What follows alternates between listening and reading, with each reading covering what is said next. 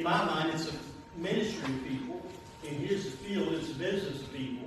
And we have no ministry or business without people. So what we're here to do is learn from someone who specializes in communication. And I'm really excited about that. I need that guidance and help. And we're thrilled to have you. So thank you for being here with us. We'll open with a word of prayer, then I'll turn it over to them, okay? Lord, thank you for each one that's taken their time this evening to come. And Lord, I pray you'll make it fruitful and be with all that takes place. Help us learn how to better communicate. And my hope and desire is it helps us to better reach people. And thank you for that opportunity, this unique privilege we have. Thank you in Jesus' name. So what I'd like to do, if you don't mind, is we'll do introductions, and we'll just start here and go around the room. And what I'd like to know is your name, how long you've been with the church, and I'd like to know, like, where are you from originally? And in BOP, we always have prizes for the person with the most seniority and the least seniority in their organization. Well, I always enjoy that exercise because it's always, when I do this in organization, just hearing how much longevity, and obviously this is a great church and a great community because there's a lot of longevity in the room, which is a beautiful thing. A little bit about me. So, I actually grew up in Parkersburg. So, I grew up there, born and raised on our family farm. I still come back to West Virginia to hunt and fish. We have a deer camp in Ritchie County, and I still go to the mountains to trout fish a couple times a year. And so I had the chance to come back and work with Jackson General Hospital about a year and a half ago, I think. And so I was really excited to come back and do some work in my home state because I deeply love West Virginia. I always tell people I'm a recovering engineer. I went to Purdue, got a degree in engineering. In the late 80s, I'm 58. I spent most of the 90s in Arkansas, working at a plastics plant, working for Glad. So any kind of Glad bag, food storage, trash bag, if it had Glad on it, I've made it. And then I bounced around from there to Connecticut for about a year and a half, and then I've been in Columbus now since 1999. I wanted to move back closer to home as my parents were aging. So that's how I ended up in Columbus. So I've done a lot of things, and I've been an executive coach and corporate trainer now this is my 24th year. So a little bit about my background. Business of People. So it was an organization formed officially in 1995 by a gentleman named Norman Shell. And Norman, he was a psychologist and therapist by training, and he was really good at helping people look at themselves to see what they needed to change to be more successful in the world. Whether they wanted to be more successful as a husband, a wife, a parent, or just as an individual. And I think it was like the mid-late 80s, executive coaching started gaining some traction. And he took what he knew about helping people change and developed our approach to corporate training and executive coaching. So that's a little bit about the background. And I always tell people, if you go through BOP, like we teach a lot of different skills. Jessica and Glenna have been in a lot of my classes. But the bigger goal that I'm always after, if you go through a BOP experience, is that you come out with something at the end that you want to change about yourself. Because a lot of people don't think like that. They're not looking in the mirror, and they're not thinking about, they might not be happy in a situation, or they may not be as effective, but they're not always looking in the mirror saying, what do I need to change about me? So as we go through the class tonight, and I'll cover roughly half of it tonight, because there's a lot in this. I'll cover half tonight and half the next day. But I just want you to be thinking as we go through this, how do I want to be better or different? What do I want to change about me? Okay. So, people that come to our classes, I have, most of our clients are with us a long time. I have people that have been in training or coaching classes 10 plus years because they're so driven to improve themselves. And they keep coming back, trying to get better. And at the end of every year, I always ask them the same two questions. The first question I ask is, how are you better or different than you were a year ago? And I ask that question because I want people to reflect and think about, what have I worked on? What skills have I worked on? How am I thinking differently? What behaviors have I changed so that I feel like I am actually, functioning or operating at a different level than I was a year ago? And, I ask them that usually like late November, December, whenever my final meeting with them is for the year, and I'll celebrate that with them. Because if you've worked hard to improve yourself, you should be celebrating. Okay? How many of you think you're better or different in some way than you were a year ago? How so? Bob, how would you say you're better or different than you were a year ago? My focus is getting better. Not is better, but getting. So I don't celebrate milestones. I just try to improve. The things that you feel you've improved, did you identify them? Did somebody else point them out? Like, how did you decide I'm going to work on that? It was both Okay. at different times. Okay. All right. How does it feel to be able to say I'm better than I was a year ago? Fantastic. Yeah, Yes. that's awesome. Like, hear from a couple others. How are you better or different than you were a year ago? All the things about it. Okay. When we do development, when I get a manager, an executive, whatever the role is, we'll do an assessment, we'll do development plans. And we always look at three things. If you want to help somebody improve, there are three things we focus on. Number one, skills. Skills are something I can break down into a framework and I can teach you. Okay, so for those of you that, like you're a financial secretary, for instance, like, how did you learn basic financial and accounting skills? Well, just on the job training, and actually I worked for 23 years as payroll clerk. Yeah. Do you remember the first person that trained you? Yes. Yeah. Right? So you go into a new role, you've never done it before, somebody has to train you, right? So skills are anything that I can break down and teach you. And you can do it through a mentor, you can go to a class, you can read a book, whatever. But that's the first part. The second thing, when we do development plans, is I look at attitudes or your mindset. And that's how you think.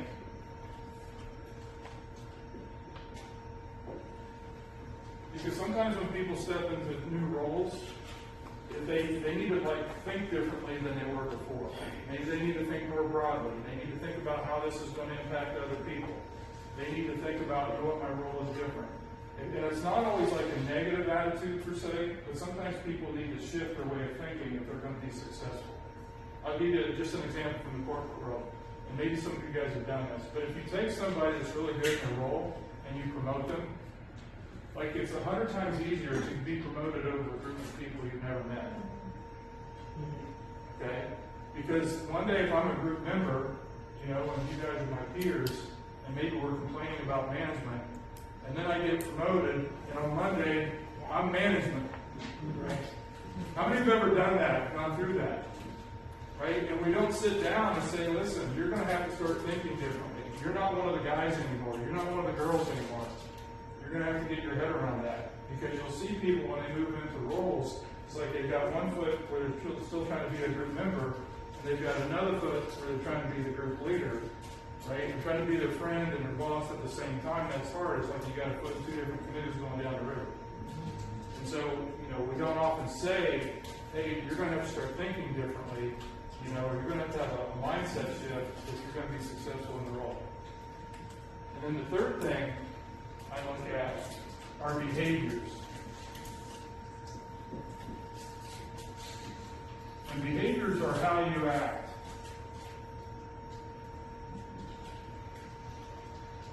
Some people, they don't listen. Some people interrupt and they're not aware. Some people get really defensive if you try to give them a little feedback. And if you ever looked at somebody and said, you know what, if only they would change this, they'd be so much easier to get along with, or they'd be so much more successful. And so when we do development plans for our clients, those are the three things I look at. If I was going to work with Edwina, if I was going to work with Tim, I think, let's look at the role he's in. And if I'm going to help him get from here to there, is it a skill set issue? How can I teach him? Is it how he thinks? And I need to coach him on how he's thinking about it?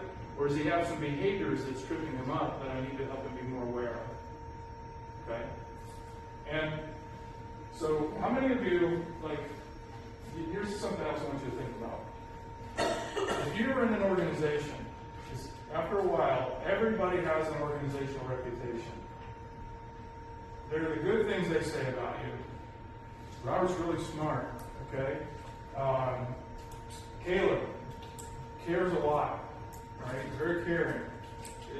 Matt, like, man, he's really good at, like, the numbers, whatever, right? And then a lot of times there's a but. Just roll with me, Matt. I'm but, so a lot of times there's a but. But, he drones on and on. But, you know, not easy to approach. But, kind of wishy-washy. But, right? And my colleague Jan, she calls them your if only statements. If you've ever looked at somebody and said, if only they would, fill in the blank, they'd be so much easier to get along with. Or if only they would stop, they'd be so much more successful. How many of you have ever looked at somebody else and said, if only they? Because everybody's got 20/20 vision, look at us. If only they would not ramble on and drone on. If only they would stop interrupting. How many of you have said, if only they about others? What have you said? Finish this sentence. If only they would, what? Listen. If only they would listen. Very good. What? If only they would. Pay attention. If only they'd pay attention. If only they would.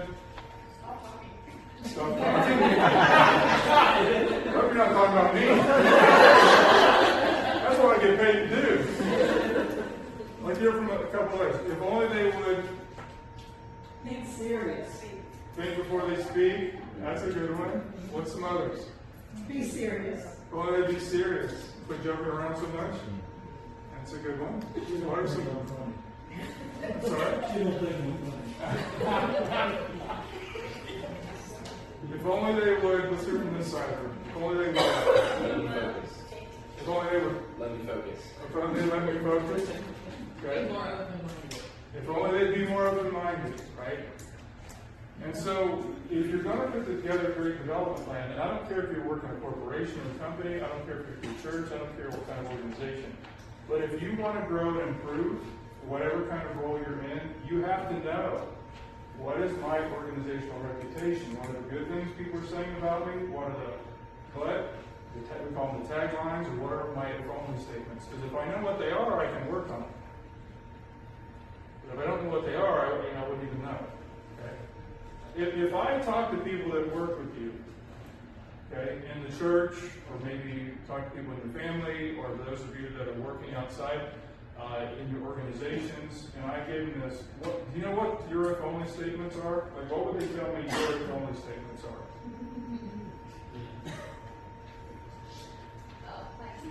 If they slow down, calm down. If only they'd slow down and calm down. Okay. Like, here are some others. You know what your if only statements are? If only you had more self-confidence. Okay. I'm a micromanager. If only you would stop micromanaging. Okay. You're aware of it.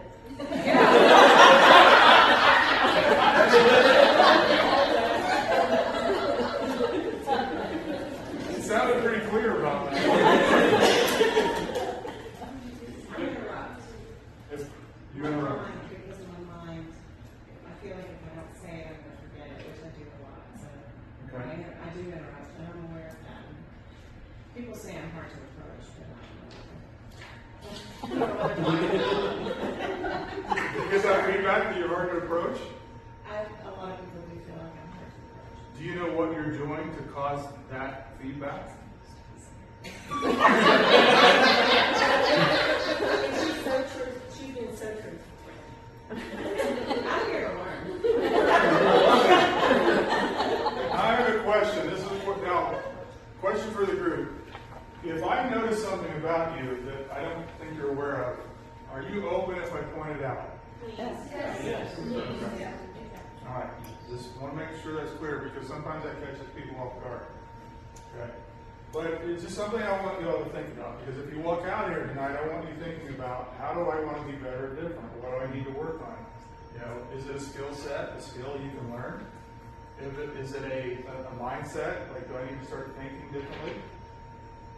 Is it a behavior that I need to be more aware of? Okay? Because if you know what it is, you're willing to do the work, you can change it. But you got to know what it is. Okay? And I'll say one more thing about this, and then we're going to segue in what I want to get into tonight. A lot of times, attitudes and behaviors, people ask me a lot of questions about that because you can have standalone behaviors. Okay, you can have somebody that is a Marcia, like maybe I'm working with Marcia, I'm like, you know what, she needs to be a little more skilled here, I could teach her how to do that. I like the way she thinks, I don't see any issues in her mindset, but, it's behaviors, right? So sometimes you can see that clearly. Sometimes what's tricky is you can have attitudes with behaviors that come out of them.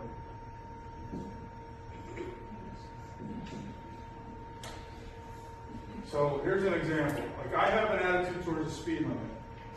It's kind of a suggestion. Well, we have an opposite. I have the same. Yes. I taught this to the governor's cabinet in Ohio, and I was so nervous because the head of state police was in there, and I was worried he was going to do a background check and see the speeding ticket. I made sure he was okay with the example before I used it. But my attitude towards the speed limit on the interstate. Now I had a gentleman in class one time, and he said my dad was a state trooper, and Dad always told me 8 is great, 9 you're mine. And I'm like, that's good to know. And so I know when I'm on the interstate, I set my cruise about 7, 8 over. If I drive 10, 12, I start feeling a little anxious, like I feel like I'm kind of pushing it. Okay? And so because my mindset is it's okay to speed, that's what I think, then that's the behavior you're going to see. Okay? For those of you that have an attitude like mine, that speed limit's a suggestion more so than a law, Tim, will you agree with me on that? No, you drive slow. You're the bad guy. What's your attitude on the interstate? 5 over is okay, roll with traffic, it's my own personal Autobahn, the left lane is mine. I mean, touching 90 is fine.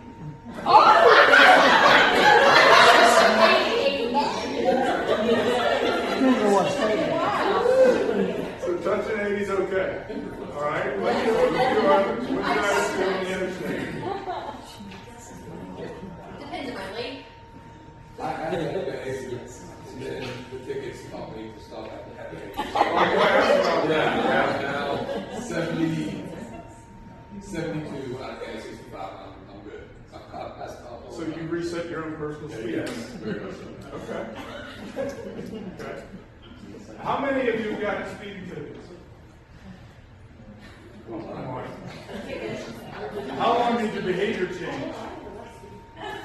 For the next day. So the next day? So the next day? I'm usually good for about a week because I'm kind of frustrated because I just wrote that check and gave all that money away. But I can feel myself as I'm driving, I'm trying to slow down, but my foot keeps doing this. And after a few days, I'm like, heck with it. And the reason is because the speeding ticket addresses the behavior, not the attitude. Like I've had people in class say, I've got 2 speeding tickets in the same day. I've probably had half a dozen people over the years say that. Twice I've had people say, I got 2 tickets in the same day by the same officer. Wow. Yeah, that's what I said. Wow. Right? Now, occasionally, you will have an attitude shift. Right? I'm not saying you can't, but a lot of times that doesn't work because it's addressing this as opposed to this. Now, my attitude in the school zone is different. I'm not going to take that chance with children around. You can ride my bumper, hit your horn, make hand gestures, whatever. Like, I don't speed if the kids around. So because my attitude is different, my behavior is going to be different in the school zone. I can appreciate that. Me too. Yeah. So, and I'm just giving you guys this as a backdrop because, again, if whether you want to improve yourself, okay, in the role you have in the church, if you want to improve yourself at your place of employment, you just want to be thinking about, like, I need to be really clear if I'm going to have a good development plan. If I want to go from here to there, is it a skill that I need to work on? Is it I need to have a different mindset or attitudinal shift? Or is it more standalone behaviors? So like Marcia was saying, interrupting, like that can just be a standalone behavior. Somebody gets excited, has a thought, and works it out. That's more like standalone behavior. Okay. Questions, comments about what I've covered so far? You ever Sandy, been arrested? Sandy, what do you think? I'm curious. We used to call it attitude adjustment, AA, because we done advanced arrears on our books, that's our life insurance. So Okay. every 3 months, we had to do advanced arrears, and some of the guys would be broken, you know. So you have to do AA, attitude adjustment. Oh yeah, I've gotten some attitude adjustments. Yeah. I've given some as well, right? So, yeah, that happens. But, so, you know, what I want to get into tonight, okay, is that, you know, I'll ask people, how do you know, like I was saying earlier, the question of how are you better or different than you were a year ago? Okay, I'll celebrate that with people. But then I ask the second question is, how do you want to be better or different a year from now? And that is really the big question, which is I'll start working on with my clients to think about how do you want to improve yourself as a professional in the coming year. Because that's where we really start identifying things, whether it is skills, attitudes, behaviors, so that they put them on a development plan that'll take their abilities from here to there. Because if you don't have a development plan or some goals, you'll kind of float. I'm not saying you won't get better through the year, but it's not the same as being able to identify some things that, based on, it could be things you know about yourself, could be things you got feedback on, you know, anything like that. But to say, a year from now, I want to say I have changed that. I have worked on all kinds of things over the years. I've worked on not being so defensive. I've worked on being more assertive. I've worked on learning how to say things in a way that doesn't shut people down. I've worked on a lot of different skills. But it does help if you have a goal. Okay. So the question that I want you thinking about tonight is, how do you want to be better or different in the way that you engage people? Because most of the time, when you start hearing about people's organizational reputation, a lot of it stems from how they engage. You know, when we complain about somebody talks too much, you know, somebody rambles on, somebody's defensive, somebody, you know, a lot of times what we're complaining about or find challenging is their engagement skills. Okay, and that's where, you know, this is what I want you to start thinking about tonight. Okay, so one of the foundational things we teach at BOP is you have to understand, whenever you're with somebody, there's always two things going on. Okay, there's the content. That's what we're talking about. Okay, it could be the schedule, it could be the spreadsheet, it could be the Bible lesson, it could be whatever, but there's what we're talking about. The second thing is what we call the channel. And if you imagine a conduit or a piece of pipe connecting you and I, so as I'm talking to you about content, the channel needs to be open. Okay? And that channel's a living, breathing thing. Is it Brandon? Yeah. I could be talking with Brandon about football and pizza, and everything's fine, but then I bring up something like, hey, you were late getting this turned in, what happened? Now, all of a sudden, that channel could close. He might get defensive, he might start blaming, you know, he might shut down altogether. And so a lot of times what we have difficulties with isn't so much content, but it's channel. How many of you have children or have raised children? You ever talk to your child, they didn't get their chores done, or they didn't study for a quiz, and whatever, you're trying to talk to them, and their little bodies are there, but Elvis has left the building. Those of you old enough to understand that reference. Right? You can see, like, they're just completely shut down. How many of you seen your kids just shut down? Spouse is awesome.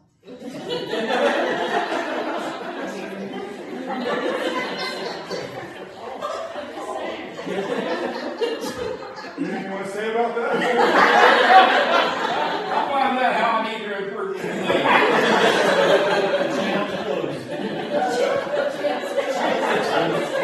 Here's your list. Right now. Well, that happens, right? How many of you have ever tried to talk to Today's first list. How many of you tried to talk to your spouse and you could just, again, they're just sitting there with their eyes are glazed over, they're nodding their head, you're shut down, you're not listening to anything I'm saying. Anybody ever do that? See it? How many of you have shut down? Right? Not a content problem, it's a channel problem. Well, some people are easier to engage than others. You know, my the easy people are easy. You know, the people that are present, they're listening, I can give them feedback, I can point things out to them, right? The easy people are easy. But then you have the others. The people that are quicker to close down, that want to argue just for the sake of arguing. If you try to give a little feedback, they're going to get defensive or blame other people.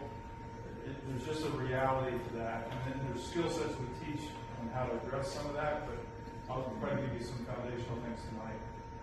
Because some people are just, how many of you have ever noticed that? Like maybe you try to approach your kids, and maybe one of your kids is a little easier to talk to than the other. Like maybe one's quicker to shut down, get defensive, the other can stay open a little longer. Like how many of you noticed that? Some people are better at staying open, and some people aren't. I'm not saying you can't learn how to be more open. I mean, you can, or you can't.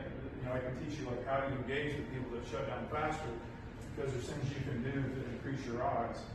But there's a certain reality. Some people are just quicker to shut. All right. So I want to get back to this because I don't want to run out of time to cover this. Okay. So there are a set of skills, and they're in the handout that I gave you. Okay. Now I may go out of order, so don't let that throw you off. Sometimes I teach stuff as it comes up in the moment. So what I don't cover tonight, I'll cover in the next session. Okay. But one of the foundational skills that we teach at BOP is how to improve your awareness. Because when people come to BOP, you know, most of the time they'll say, Darren, I feel like I'm a very aware person. I'm very self-aware. I mean, everybody is aware to a degree. In 24 years of doing this, I've never had anybody come in and say I'm oblivious. Although I've met a few people that didn't wonder. I was just thinking that in my mind, I was thinking I'm oblivious. First one. Yay! Let me write this down. June 15th, Richard West Virginia. It's a BOP first. Find somebody that owned it. But when I'm talking about awareness, there's a difference between knowing something about yourself and being aware in the moment. So when I'm talking awareness, I mean in the moment, live, as you're engaging people in the channel, can you see how you're engaging?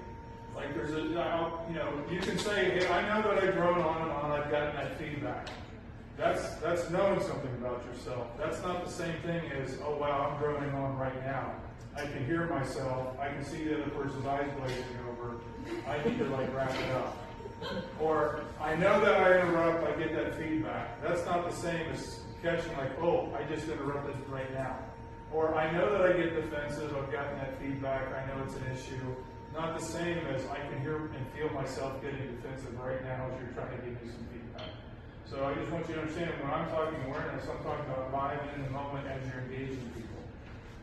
Because that's where a lot of folks have room to improve, is improving your awareness of how you engage. Okay?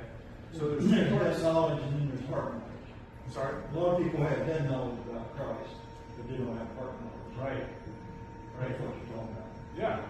And so, you know, with awareness, there's two parts to awareness. Okay? Number one, there's awareness of yourself. So when I'm teaching a class, I'm trying to be aware of my volume to make sure everybody can hear me. I'm trying to make sure that I'm clear. I'm trying to make sure that, you know, I'm bringing examples in that are making sense. Okay? So when I'm talking about self-awareness, it's just being aware of those kind of things. Then there's awareness of the other. And noticing in the moment. I might think I'm being clear, but can I see if you have a puzzled look on your face? I might think I'm giving feedback in a kind way, but am I noticing if you're getting defensive or I've hurt your feelings? Okay? So when I'm talking about this, it's like noticing others and how they're reacting to you in the moment. So I'll give you a quick example. So like one of the places, the place I grocery shop, this happened a few years ago. I was in there in the middle of the afternoon. It wasn't particularly busy. There was a lady scanning my groceries. And, you know, I like to joke around. And so I just made a joke. I happen to think I'm the next Seinfeld. Judging by the look on her face, not so much. She just kind of like looked over her readers. She didn't exactly roll her eyes, but just and I'm like, well, apparently that joke didn't land so well. It happens. A few weeks later, I was in there, same line, same woman, and as I was going through, I had some groceries. I'm like, yeah, I'm trying to get organized for a fishing trip. And as soon as I mentioned fishing, her eyes lit up. And I looked at her and said, do you like to fish? And she goes, yeah, I love to fish. I'm like, really? There wasn't anybody behind me, so we had this nice conversation. But that's what I mean about awareness in the moment, is like noticing if you made a joke, if it landed or if it didn't. Notice if you mentioned something, did somebody light up or shut down? And so when I'm talking about awareness, I'm talking about like in the moment, living, breathing, seeing what's happening in front of your nose. Okay? We got off an airplane one time, and my girlfriend and the kids, we went on vacation, and we had to sit kind of spread throughout the plane, just because we got to take us a little late. So I get off the plane, and I'm waiting for her. She comes off, and she's talking to some stranger, and I'm watching, and I'm like, nobody ever just talks to me on an airplane like they do to you. She goes, well, that's always because you have this look on your face like you're an angry axe murderer. I'm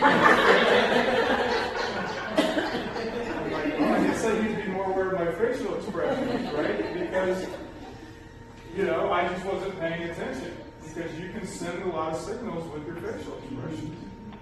And so when we hear things like, oh, you're intimidating or you're not approachable, well, that's a concept. But what you need to know is, what do I need to be aware of if I'm doing something where other people don't feel like they can approach me, right? Like, what do I need to pay more attention to? And sometimes it is, when you smile, you're easier to approach. And like, I don't have a lot of affect in my face sometimes, and when I'm thinking or reading or whatever, like, I just, that's, to me, it's my thinking face. But apparently that's really close to my action. So she says. So I do more aware. Okay? So here's a question for you, an awareness question. When we first started, how present were you? Were you like 50% here, 50% your head somewhere else? Were you 75% here? Were you 20% because you're like, oh, this is going to be a waste of time? But how present were you? I was. I'm like, what do I need this? I've been in business for 14 years. I've raised 4 kids. I know that probably sounds conceited a little bit. But I'm like, what else can I learn by now? I deal with him every day. I'm just saying.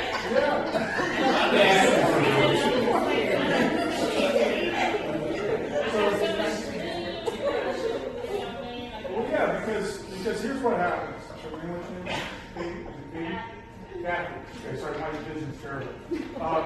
Because when people come into training, they come in with 3 different attitudes. I see this every day, and so it doesn't faze me.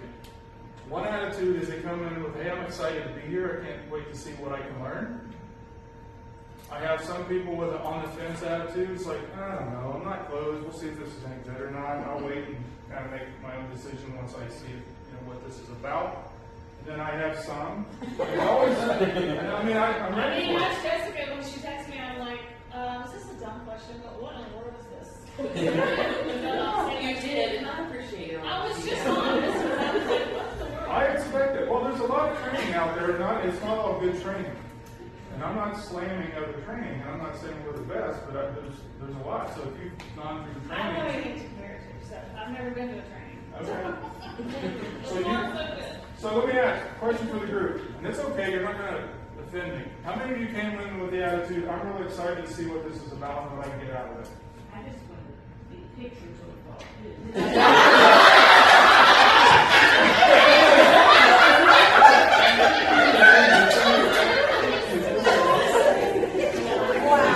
I'll be honest. How many of you came in with, I'm on the fence, I'm not close to it, but I don't know, we'll wait and see if this guy's any good. And how many of you came in, again, you're not going to hurt my feelings with, I got better things to do, I don't.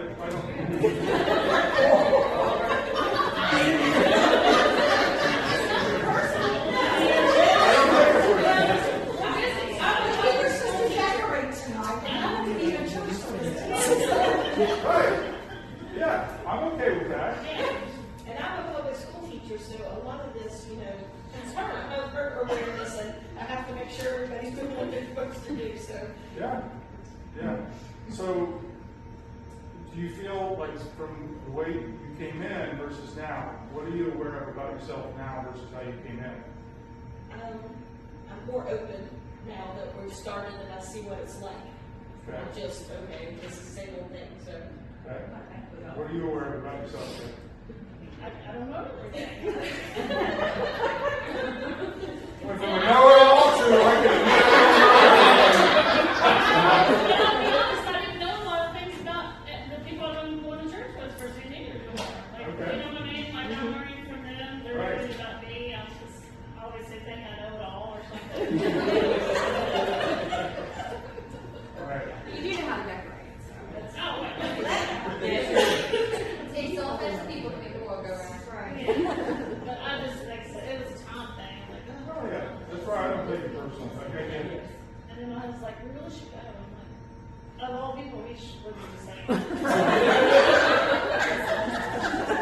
I found out about half hour. Talking about, he said you're down for some meeting. Where? He said at Ed's house. I said,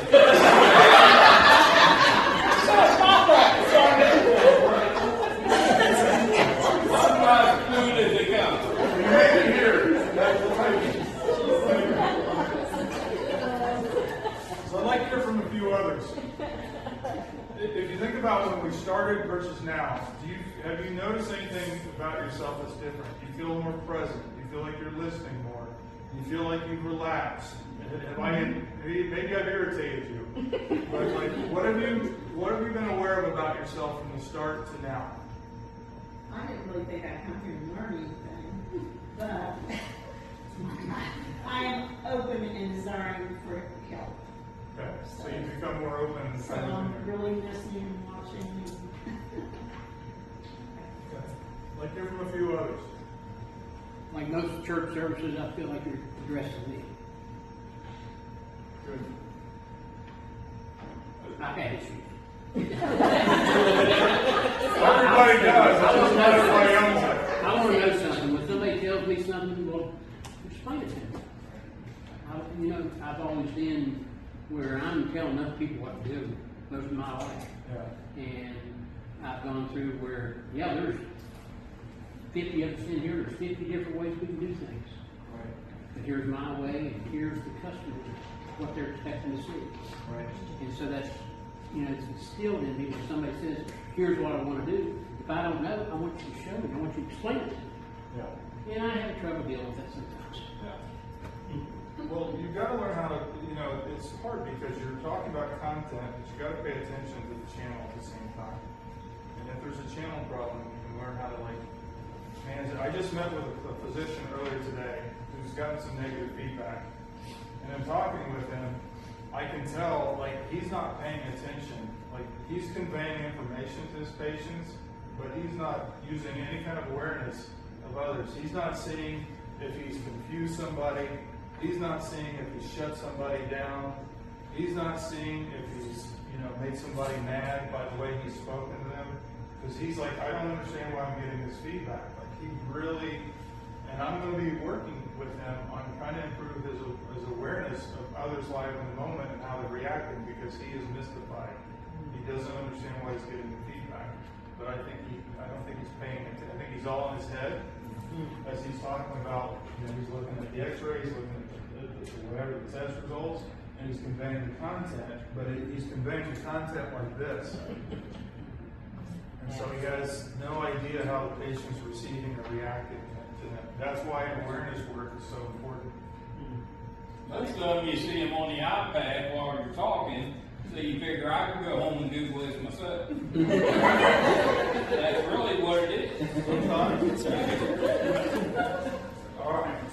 Any questions about awareness?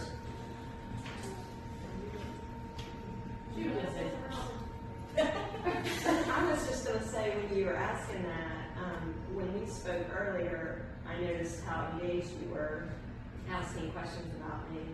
And that's what I'm really intrigued with people that do that. I wish I could do that. And I told Jessica I'm not very good at communicating. education, so I was pretty excited about coming here today. What So is- that's about it, too. So, one of the skill sets, like, you know, I've been teaching these skills 24 years. Some of them I'm pretty good at, some of them I still need to work at. One of the things I am pretty good at is curiosity. And that's what you were experiencing when we were talking. Did you notice that? How many questions I was asking?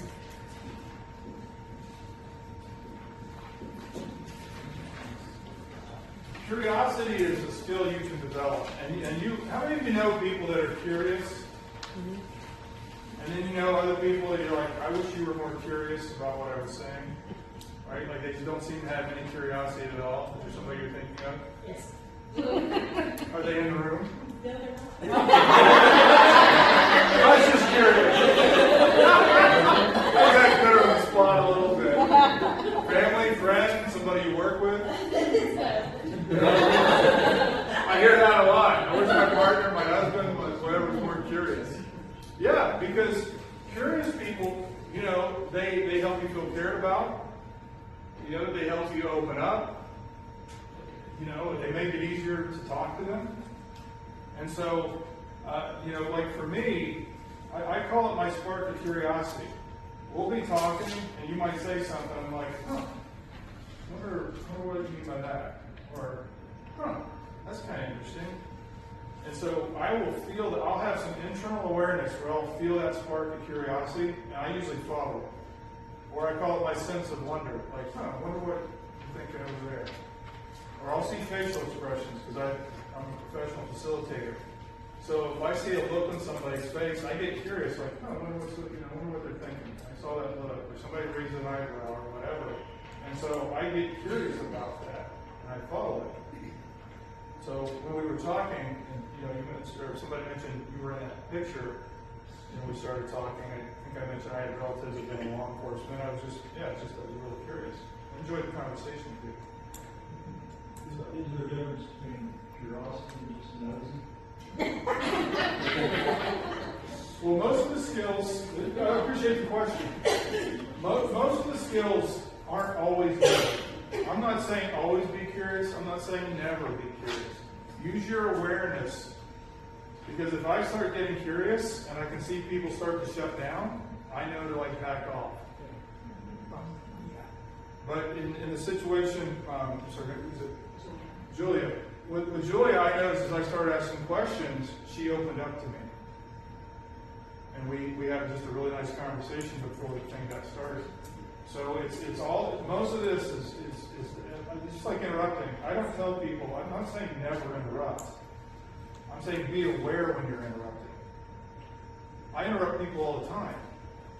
Like if you're talking to me and I'm not clear about what you're saying, I'll interrupt. I'll say, well, Bob, did you mean this or that? And I've never seen anybody shut down if I interrupt to get clarity, because I think they can tell I'm listening and I'm trying to follow them. I just didn't understand their point.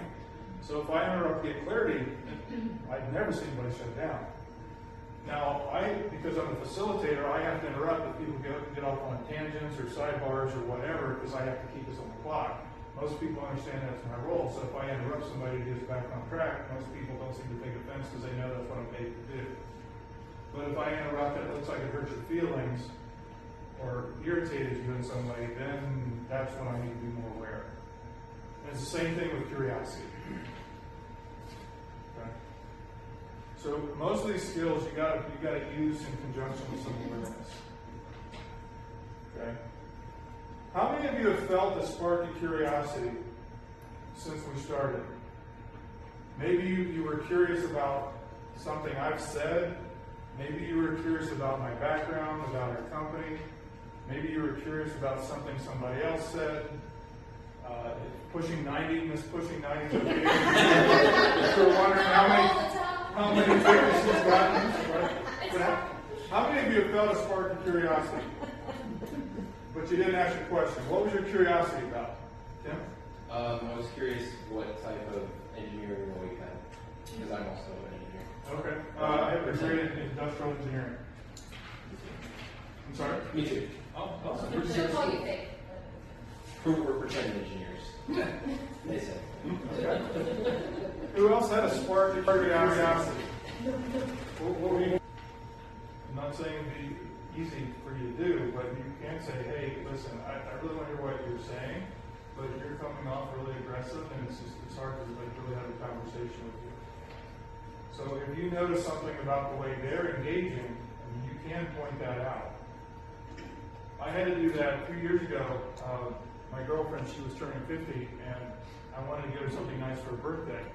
And she was interested in getting a camera. And so we didn't know anything about cameras. And I said, well, let's go, we'll shop together because you need to pick this out. I want to spend this money on a nice camera. We went to a camera store in Columbus. This young lady was helping us. As she was talking to us, I was aware that I was getting more and more and more frustrated. And I was about to shut down.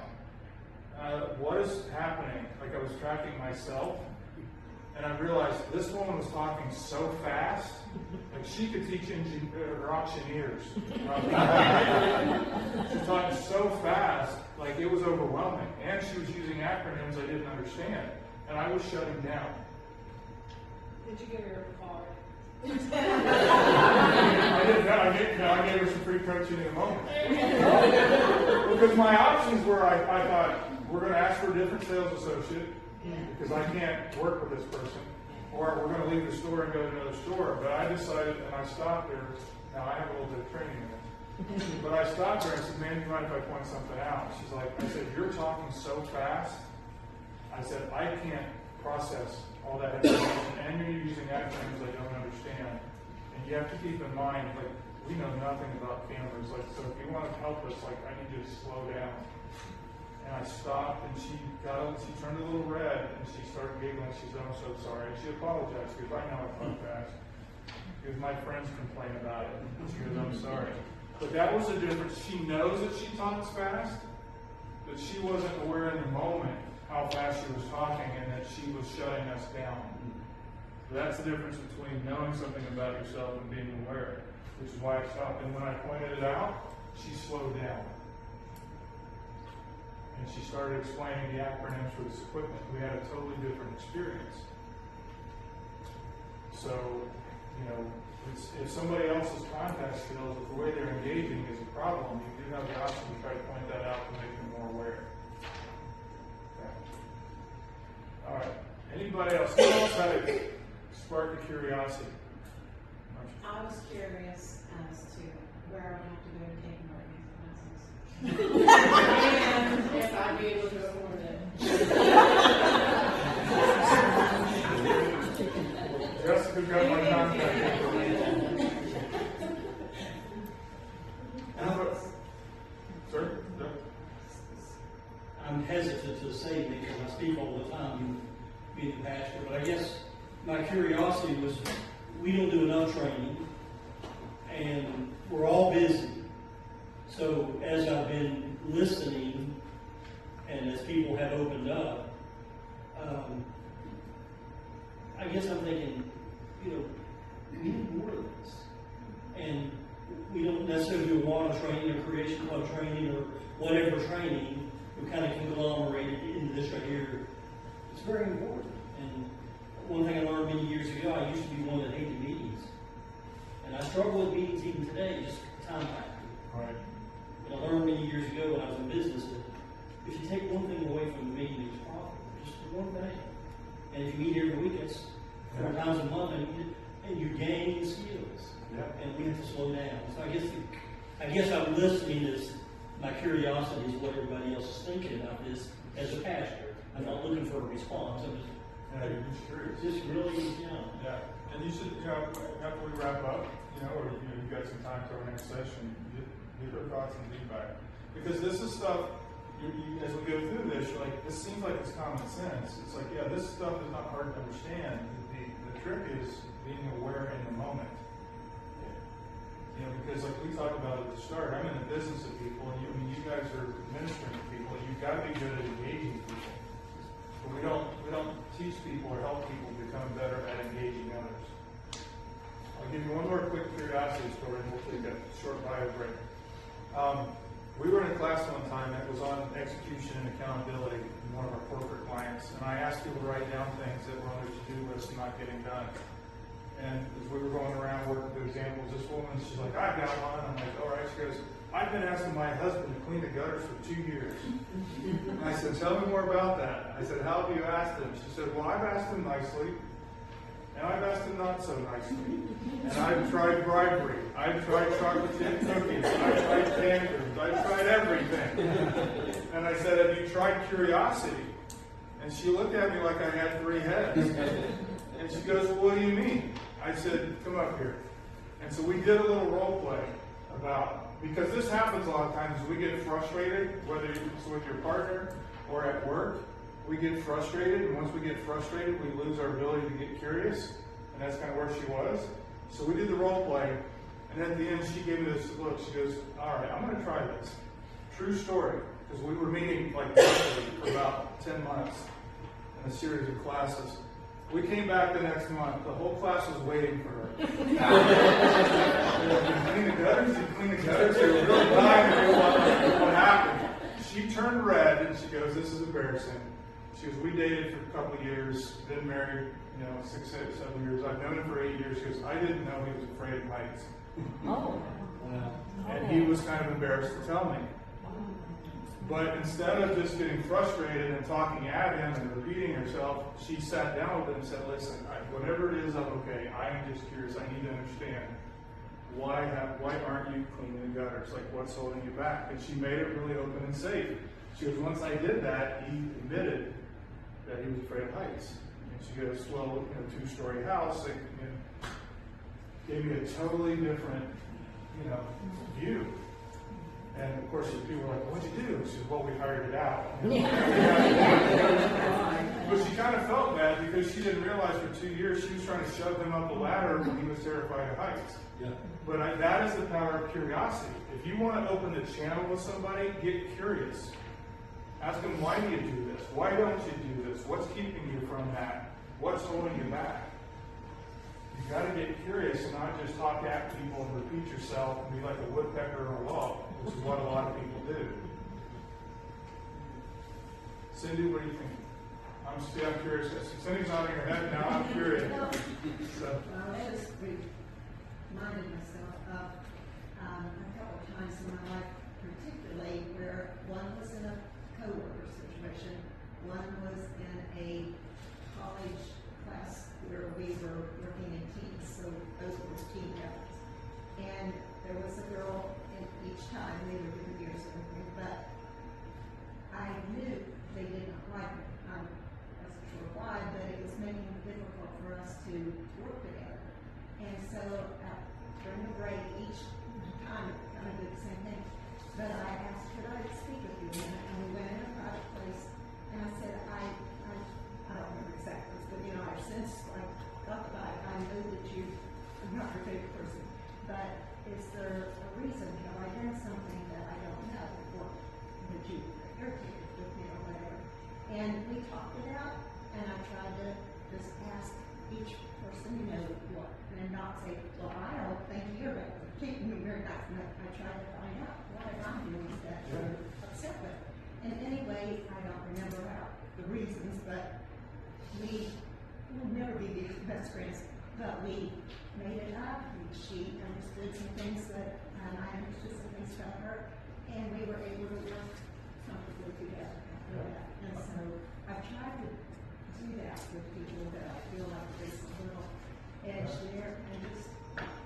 I love that story, right? Because that's what I was getting, that's why I'm getting curious, not defensive, not firing back, but I just want to be curious.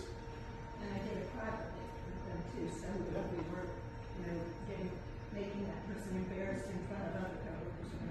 Right, that's right. So, do you mind if I point something out that I noticed? I don't know if you're aware of. Now, this is an easy trap to fall into because I'm the one asking the questions. But if you're working in a group or a large group and you're talking, what you want to do, because what I noticed, Cindy, is like you alternated between looking at the floor and then looking at me as you were talking. Did you notice that? So the reason I'm pointing that out, and again, this is for everybody. If you speak up in a group, it's okay to talk with me for a little bit, But if you want to be aware, because you want to think, I've got the microphone and I need to hold the attention of the group. And so if you talk, just pay attention. Like, am I talking just to Darren? Am I talking to the floor? But if you look around and talk to the group, you'll actually hold the group's attention better. Well, when I teach and I've spoken to adults and different things, I do look, I try to not look at what I've written down, but and I try to make eye contact around the room when I sing or when I do anything. Yeah. It's just something a lot of people don't think to pay attention to, or they're not aware.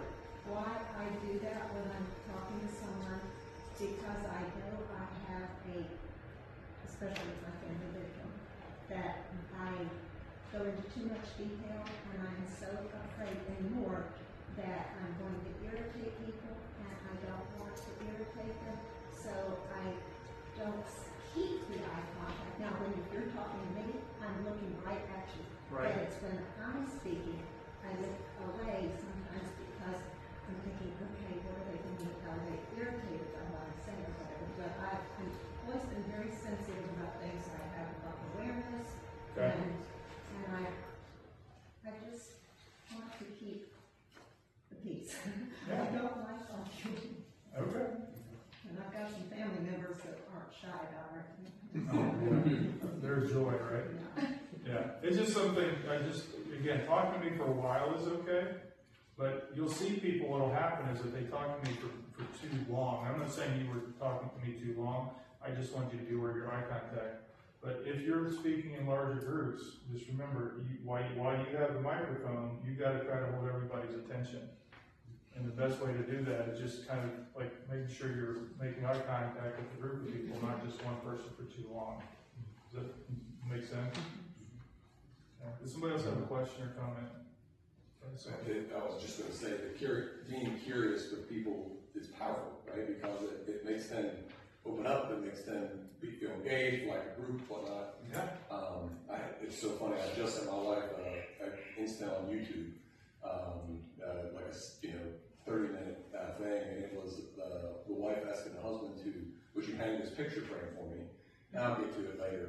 And then she said, how do you hang those picture frames like that? And then he's like, want me to teach you? How to do it? She's eating popcorn as he I sent it to her, and she's going to use it. I'm like, yeah, you should, because that would work on it.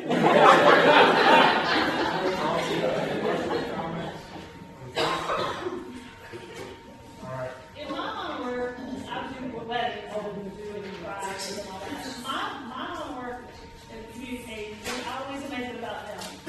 Everything I do is not make it about them. Sometimes that's hard because sometimes you say something like, you shouldn't do that or you shouldn't do that. So my problem is I try to direct them on that, but it is also hard to say, no, you shouldn't do that. You know what I mean? Well, that's where. Why would you do blue? Well, because if you have to work through influence, right, where you don't have authority, and sometimes you're in that position, that's where being curious can be helpful. Because if they're saying, whatever, we want to wear blue, and you're like, I don't want a good idea, you might be curious, say, I just want to understand, tell me more about what you're color. And, and here's the reason. If you're in conflict with somebody, okay, let's say I want to paint the room blue and you're thinking, no, it's going to look better if we paint it white or whatever.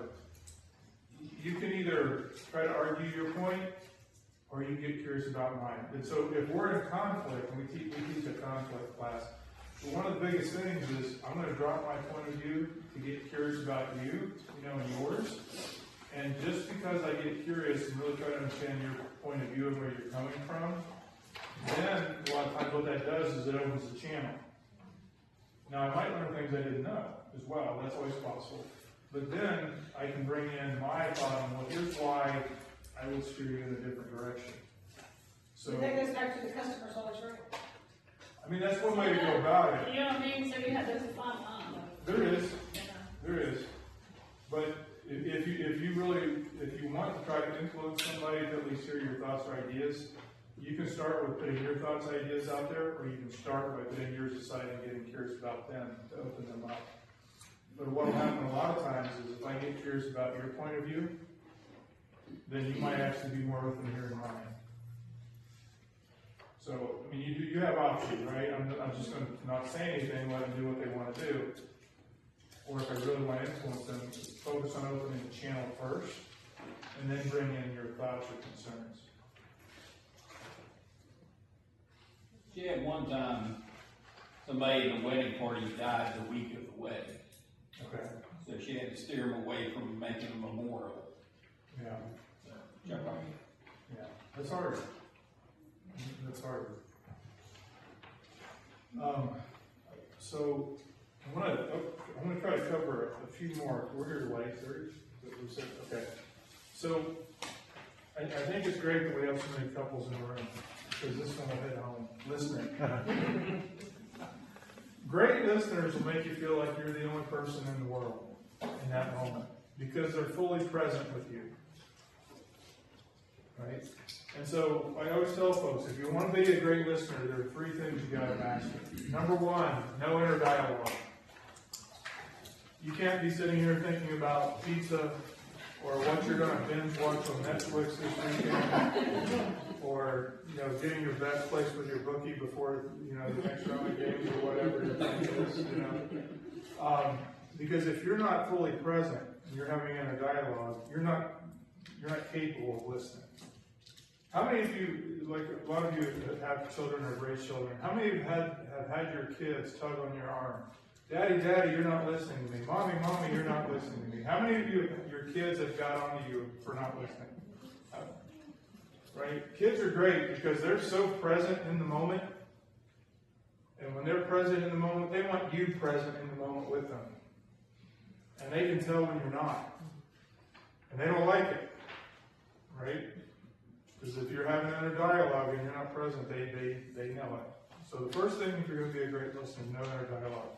Second one, this is where a lot of people that are fixers or problem solvers struggle, is you listen all the way through and you're not formulating your response while they're still talking. And so what a lot of fixers do is Cindy comes to me and she starts talking like, I already know where she's going with this. So just as soon as she shuts up, I'm going to tell her how to fix this problem. How many of you have an issue with that? Yeah. What are you looking at me for? Why is everybody looking at me? Because you were talking. I was looking at Benita. Pardon? I was looking at Benita. She did. I have selective hearing. I hear everything, but sometimes I choose not to listen. Keeps me out of trouble. If it's working, that's all right. Like our businesses. All right, the third one, and this is where when we get into conflict, a lot of people struggle, is that you don't shut down when you hear something you don't like or you disagree with, just so you can start mounting your counter argument. So that, if you want to be a great listener, you got to be aware. No inner dialogue. I'm not going to formulate my response while you're still talking, and I'm not going to shut down my counter argument because I don't like what you're saying. So if I gave this definition to your significant other, your spouse, your partner, and I said, for $100, I'll help them do better at this one, which one would they pick for you?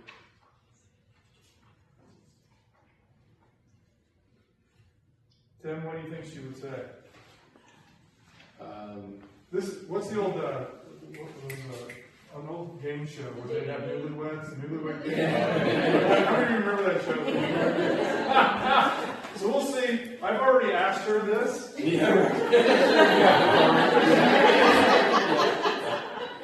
She's picked the one she'd like you to do better, but we'll see if you can guess. Which one did she pick for you that she'd like to see you do better? I would say for me, it's not trying to formulate my response while she's still talking. Did you get it right? Mine's inner dialogue.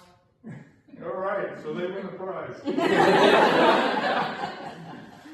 Okay, I'd like to hear from a few others. What do you think your significant other would pick for you? Who else in here is married? Is your partner, who else has a partner in the room? Oh, okay. She would pick C. For you? Is he right? What is C? I can't see without my. It's in your handout as well. C is not shutting down to mount his counter argument when he doesn't agree with you. That's it.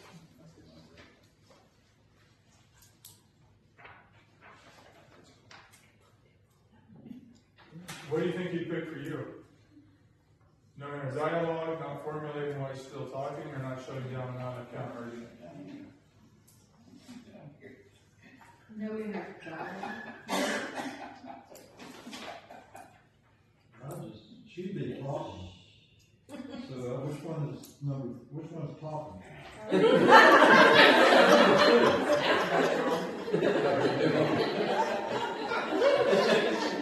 So you have to pause to actually listen to it.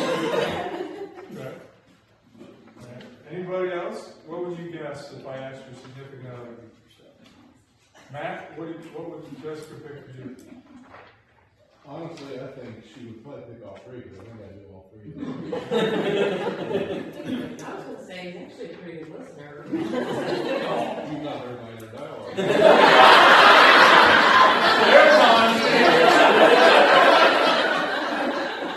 there are times I have to wait, like, he's not listening.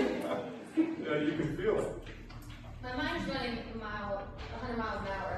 And Not sometimes. Not keep driving. I never know what I'm going to go on Sunday. Now, my brain sometimes, when he's talking, he's very thorough when he's speaking sometimes. So something Marsha said, it will come into my mind, and if I don't get it out, then I'm losing it. And so my inner dialogue is. That's outer dialogue. Yeah, if it comes out, right? He doesn't have that problem. She wants But if you work on this, like you can be aware, like I can tell when I'm having inner dialogue and like, all right, you know what, I really need to be present and listen. And I feel that impulse, like, you know, if Sandy's talking, I'm like, oh wait, she's not even talking, she's not done talking yet. Like I need to like put that aside, right? Like catch that. And then same thing, if I'm shutting down because I don't like what you're saying, I can feel that because I'm already starting to mount my counter. So whichever of these you do, if you really want to work on it, you've got to, you can get better at it. For people that are in coaching with me, when they go through this training, I always tell them, pick something you want to get better at, and I ask them to do 3 things. Number 1, go public. Let people know. If your thing is, I want to practice being more curious, or I want to be a better listener, or I want to be aware when I have inner dialogue, the more you talk about it, the more you'll start seeing it.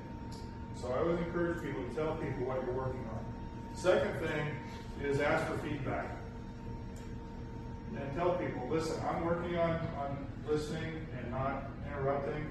So if I do it, point it out or tell me, because I don't always see it, but I'm really trying to get better at it.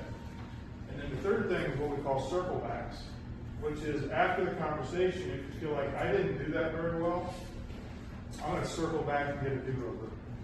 So the people that grow the fastest in B2B will do those 3 things. Whatever we end up putting on their development plan is they'll go public, they will ask for feedback along the way, and if they mishandle a situation, they'll circle back. So years ago, when I was working on not being so defensive, and I wasn't like all nasty about it, but I could like justify and defend and educate, you know. And so one of my colleagues tried to give me some feedback, and I did my thing. And later that night, I'm like, oh, I kind of blew that. You know, I got a little defensive. I didn't really listen to what she had to say. And I saw her the next day. I said, hey, listen, I'm going to talk about yesterday. You were trying to give me feedback. I got a little defensive. And she goes, I know. I was there. And I'm like, touche. But I apologize. I said, I want to do it over. So tell me what you were trying to get me to hear, and I'll try to listen without defending myself. And that's what you have to understand, too. Okay? Because, you know, when you're with people, when we're talking about all these engagement skills, if you said, hey, I want to circle back, I don't think I was listening to you, like, they may not say it, they're like, I was there. I I could tell you weren't listening. So the people that grow the fastest will do those three things. Pick something you want to get better at, go public, ask for feedback, and do your circle backs. Okay? That guarantee that's the fastest. All right.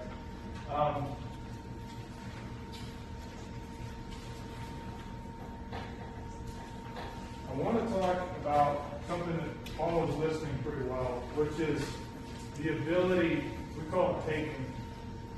And what that means is I'm taking in what is being said. And I need to be able to take in positive as well as constructive feedback. There are some people, like my mother was terrible at taking compliments. She spent the last 6 years of her life in a nursing home, and I would go to talk, I'd go visit her. And I made a point, I'd always say, Mom, you look really pretty today. And she just was like, she just couldn't take it in. And I didn't care. I was going to tell her she's pretty every time I saw her. But I could tell, like, there's some people, you give them compliments, and you can see they get a little uncomfortable, and they'll deflect, or they'll make a joke of it, or they'll just move away from it. How many of you know what I'm talking about? Okay, because it's so uncomfortable for them to take in positive that they just shut it out. And then other people are pretty good at it. Now, I had to work on that one. I grew up in Parkersburg, and my parents were hardworking people, and it was, don't be cocky, don't be arrogant, all that kind of stuff, which are good values. But also, I didn't get a lot of positive feedback growing up. My parents were great, but I could bring home straight A's and nothing was said. I brought home a C that night, we had a conversation, right? And so growing up, I just did not take in positive. And if you don't take in positive, the problem is the person trying to give you feedback is going to feel blown off. The other thing, too, is I've seen this countless times. How many of you would like to be more confident? You watch people that say that they want to be more confident, give them positive feedback, and I'll guarantee you 99% of the time they don't take in the positive. And if you want to be more confident, when the world is telling you what's special about you, or when people are saying what they admire about you, or they respect about you, or that you've really grown, or you've knocked it out of the park, people, I'm telling you, if you can't take it in, it's harder to be more confident. Because you don't hear any of the good that the world's giving you. So most of the time when I have people come in and say, I need to be more confident, I wish I could be more confident, one of the first things I'll do is I'll start giving positive feedback and see how they handle it. And they don't. So there's a direct correlation. Right? And it doesn't do any good because if you just tell somebody, well, just be more confident, you should be more confident. How many of you have said to others, you just be more confident? Right? Or how many of you have had people say to you, be more confident? That's not all that helpful because you're like, well, if I knew how to be more confident, I would have already figured that out where I was done it, right? But you have to understand when you're trying to help people be more confident, what are they doing that keeps them from that? Right?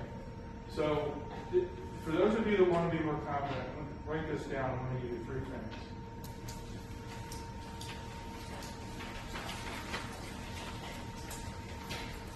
If you want to be more confident, number 1, you have to learn how to take in positive feedback. And not just say thank you like a trained monkey, but like really take it in and hear it. The third thing is you have to give yourself permission to feel good about your work. Like it's okay to feel good about your accomplishments, but you got to give yourself permission. And a lot of people, they just have never done that. And the third thing, if you want to be more confident, is you have to get out of your comfort zone, which a lot of people avoid. If you want to be more confident speaking in groups, you got to start speaking in groups. If you want to get more confident leading a meeting, you got to start leading some meetings and, struggle through that. Because it's not like the confidence fairy is going to come down your chimney in the middle of the night while you're sleeping and sprinkle confidence stuff on your head. And you wake up the next day, you're like, man, I don't know what happened, but I all of a sudden feel more confident. That's not how it works. It's a process. So every so often, I'll get a phone call or an email from somebody. It could be somebody that I coached a long time ago. And it'll be something like, hey, I just want to thank you for what you taught me in class, or for what you pushed me to look at in coaching. I just got a promotion, and I want to let you know that I was proud about that, but I really appreciate how you helped me get there. When I used to get those emails, I'd be like, yeah, that's nice. Right? But over time, because I had worked on this, now what I'll do is I'll look at them. Sometimes I print it out and I'll sit there and I'm like, that's really cool. I feel good about that. I think I did a good job in that training class, or I feel like I did really push that person to work at some things.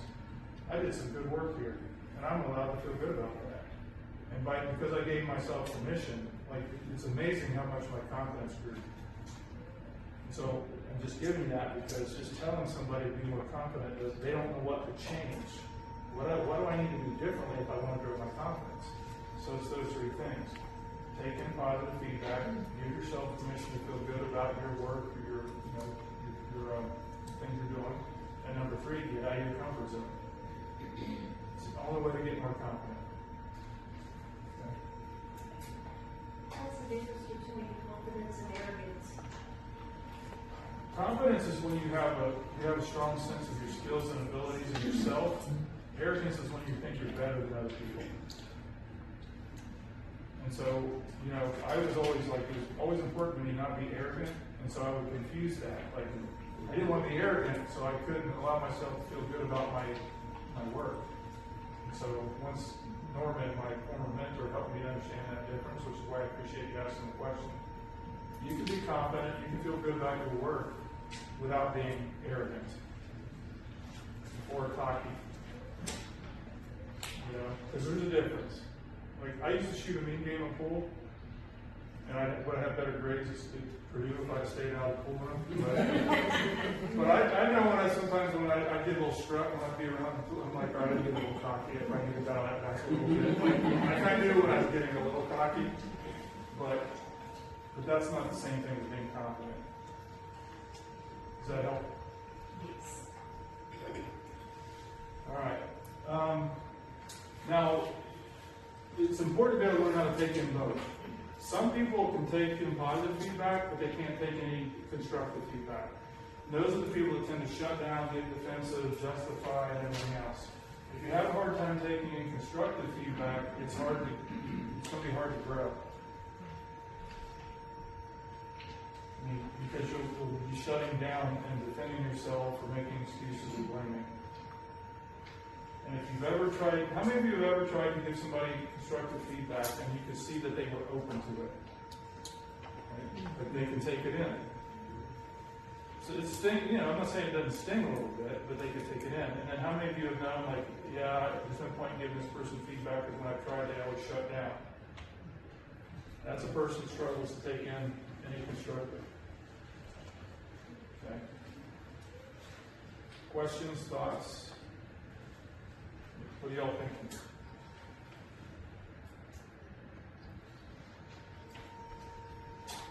This would be where somebody in the room can talk. I'm thinking I've got a lot to work on. It's a pretty big list. Here's the other thing I would tell people, is you look at these, and again, I'll cover about half of them tonight, and I'll cover the next. What you want to do when you look at this is pick one. Because it's overwhelming, because I could look at all of these and I could be better at all of these even after I've been teaching them 24 years. That's just the reality. But I always would prefer somebody pick one and work at it and develop some awareness and get some traction and get it to a place, and you can always go back and pick the next one. So there's times I've worked on being more curious. There's times I've worked on listening. There's been periods of my life I worked on being more assertive. Work on all these at different points, but never more than 1, 2 at the most at the same time. Okay. All right, so let's talk about responding. There's a difference between answering and responding. Answering is telling me what's in your head. Responding is reacting to what I'm saying. And there's a difference, all right? So let's say, which is it, Greg? Craig? So let's say Craig is a cat guy. He loves cats, just roll with me on this. What's that? They're delicious, I just hear you.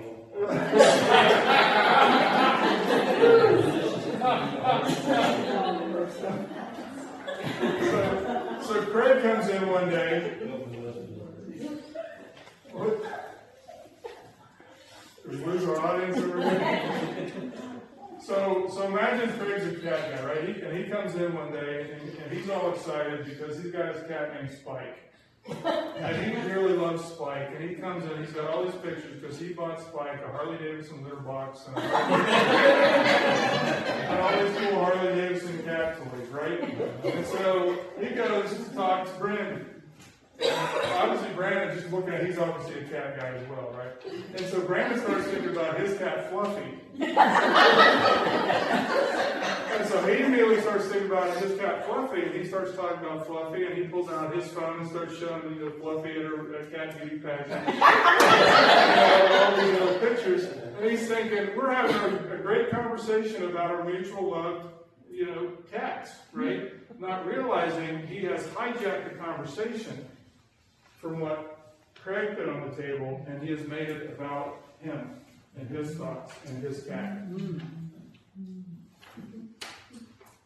And so that is the difference between answering what's in your head versus responding. Responding is keeping more of the focus on Craig. Hey, that's really cool. How long have you had Spike? Where'd you get those cat toys? What's your favorite thing? When did you start loving cats so much? You're like, And you can keep the focus on Craig without switching it and making it about what's in your head. And Especially if he doesn't like that. he's got to fake it, right? But people do this all the time, is you start talking about something, it sparks something in their head, and they run off of what's in their head, and you're left going, hello, are you listening? What do you think about what I'm saying? Okay? I had a woman in class, and she's like, we're teaching this topic, this skill set. She's like, my poor mom. I'm like, what do you mean? She goes, we'll go to a family cookout or get together, and mom will be so excited about one of her grandkids. Maybe they won a soccer tournament, they got straight A's. But when mom starts talking to her sister, right, my aunt, as soon as mom starts talking about her grandkids, my aunt just starts running the conversation all about her grandkids. And I just see this look on mom's face like, she goes, I don't understand why my aunt can't just spend a little bit of time saying, well, that's pretty awesome. Congratulations. How long have they been playing soccer? What's their favorite topic in school? Or why can't she just talk with mom about her grandkids when that's what mom's excited about before she hijacks the conversation? Happens all the time. That's somebody who's not very good at responding. They're answering what's in their head. They're not responding to what this person put on the table. How many of you have experienced that, where you try to share something and all of a sudden it's like they went off of what was in their head? How's that feel? Like they just don't even hear what I say. Right. That's exactly right. It shuts down dialogue. You don't want to ask that anymore. Right. You don't want to know about their situation. Yeah, you're off in your head. Right? And they're not going to feel listened to. They're not going to feel cared about. And I've had people say, well, Darren, don't you call those people one-uppers? I'm like, you can, but I don't label them like that. I say it's an awareness problem. They're just not aware, and they just don't understand the difference between answering and responding. But it will make somebody feel ignored. You can hear their feelings. They're going to feel like, why bother bringing anything up? It's going to become about you anyway. Kind of where I was going. The one thing that really speaks volumes to me is curiosity. Because it's about us. If we're not careful, it's about us. That's right. Everything's about us, and we're going to talk, or my story's better, I'm going to do the same thing. And you've not really, and as a pastor, guilty, that's probably my public topic to lead with that I want to work on is be more curious with other people. Yeah. That's what we're ministering to, And what about me, whatever, that's there. But, I live across this room, just like I do in the auditorium, and all these people go through all kinds of different things. And often when we're in a conversation, I just have to bring in my grandkids, I have to bring in my mother-in-law, my mom and dad, my whatever, and totally just run over top of the heaviness on their heart or the excitement. Right. Because mine was more important. Right. That's what was on my mind. So, Yeah. And I'm not saying you can't ever talk about your grandkids or, you know, whatever, but just be aware. Like, I've been fishing since I could walk, you know, it's one of my favorite things to do. And so I still, you know, I'll be talking to somebody and if they mention fishing, you know, Tim's like, oh yeah, I like to trout fish, or I like to go to the mountains and fish. I'll feel that urge, if he starts showing me pictures, I feel that urge to reach for my phone and start pulling up my fishing pictures.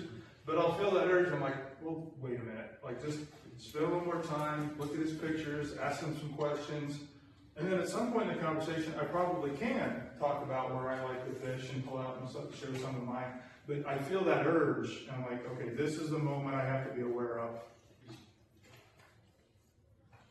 Okay, and I'm not saying I can't ever talk about my fishing trip and showing my pictures, but I want to be, what's my first step? Is my first step to respond and spend a little time with him? Or is my first step into my head and talk about what's in my head? And then it becomes all about me. We call those inflection points. And it's moments in time I can answer or I can respond. State of curiosity. And this way this one looks is I can explore or I can explain. And so when I'm trying to help people become more aware of these skills, I'm trying to help them become aware of these inflection points. So if I am talking, if Tim brings up fishing and I'm like, all of a sudden I start answering and I realize, oh, I just hijacked the conversation, I can do a U-turn and say, and circle back and say, tell me more about your fishing trip, because I realize I went the wrong direction. Okay, so I often draw inflection points for people so that they can see those moments, which way you're going to go. You know, if somebody brings an idea to me, I can explain, this is what you were talking about earlier, right? I can explain what I'm thinking, or I can explore what you're saying. And if you can see those inflection points and make a choice, how do I want to engage this person in the moment? It'll help your awareness. Okay. Greg, what are you thinking? I'm curious. Thinking about fishing, I just got back from a week. You got fish law. See, now I'm curious. I want to ask more questions when I'm going to win. Yeah. How many of you need to do a better job of responding to other people and not answering with what's in your head, and, you know, not intentionally, obviously, but and not hijacking the conversation? I'm not wasting time. I'm guilty all I'm waiting. I answer my own. So. You have a full conversation. I'm just answering that. I feel like I struggle sometimes because I want to connect with that person, and so if they're telling me about something and they're really excited, like I want to know more and I'm curious about it, but I also want to show them I understand that I've been in that same place, or, you know, to build that connection. So I think for me it's like giving space for them to have their thing and then stepping in and sharing my portions. But I went through, I understand that, or I have a tattoo, or, you know, that kind of thing. Or I also drive 90 miles an hour. All right, I just like to pick you up. say 80, you say 90. 80, 90. I'm honest. Well, and again, you know, this stuff is, most of the stuff, Marcia and I were talking at the break, it's not always never. And I'm not saying never show your fishing pictures, I'm just saying be aware. Because if Tim's talking about his fishing trip, and then I start talking about mine, if he's like, oh, that's really cool, Darren, like, can you tell me more about that? Like, we're probably good. But if I notice he looks a little exasperated, or like frustrated, or like he's shutting down, like, maybe I should have actually got a little more curious, spent a little more time before I made it about me. So all these skills, you got to use your awareness in the moment. Some people feel like you have to top your conversation. One-uppers? Yeah. Yeah, I mean, Like, your story's good, but mine's bad. yeah, those people are annoying. Sorry, was that too honest?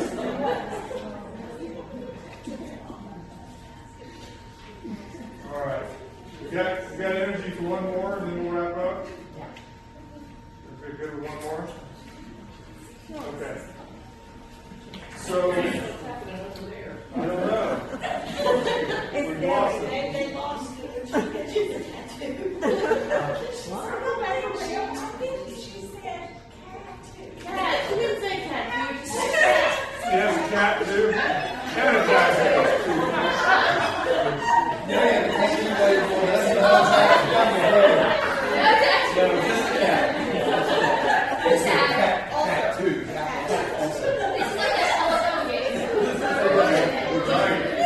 You gotta be mindful of what you say, right? All right, here. Let me cover one more skill and then we'll wrap up the issue, okay? I'm going to jump ahead a little bit. This, I think, is one of the most powerful skills that I teach in business that doesn't get, it's not used as well as it could be, but I also, what you guys do as well. And that is the ability to separate thoughts and feelings.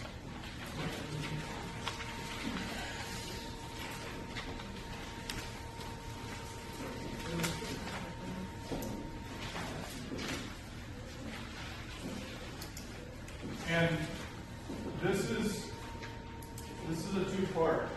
Part of the skill is I got to be able to separate my own.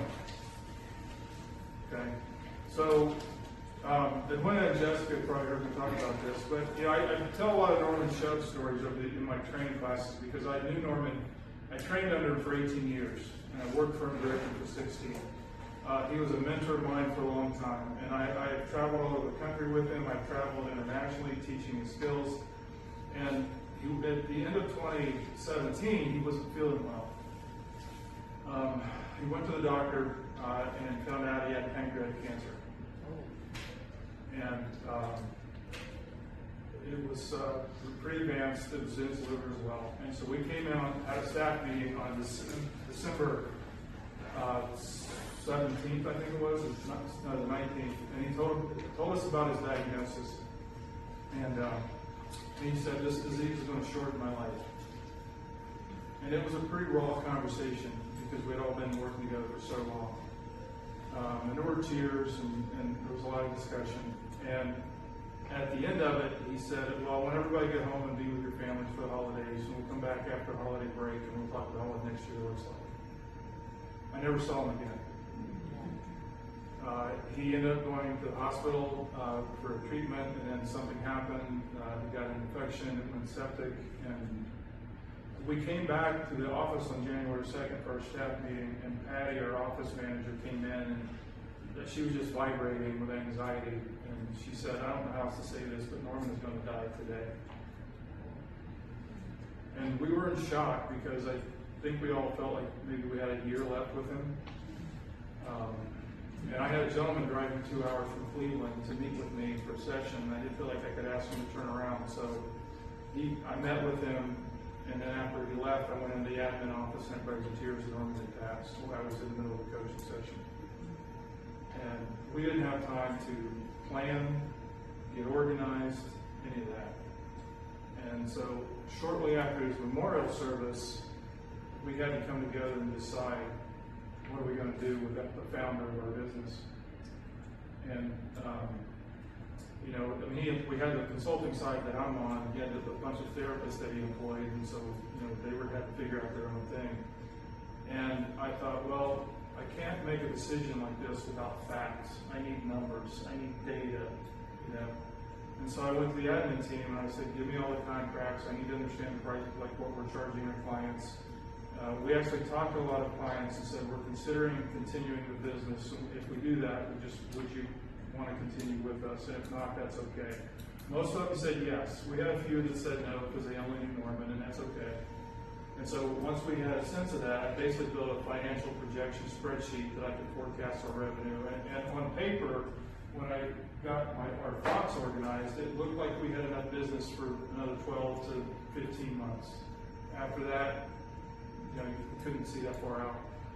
So I had to separate, had to get the thoughts, right? Put the emotion aside and get some facts and data and figures to look at.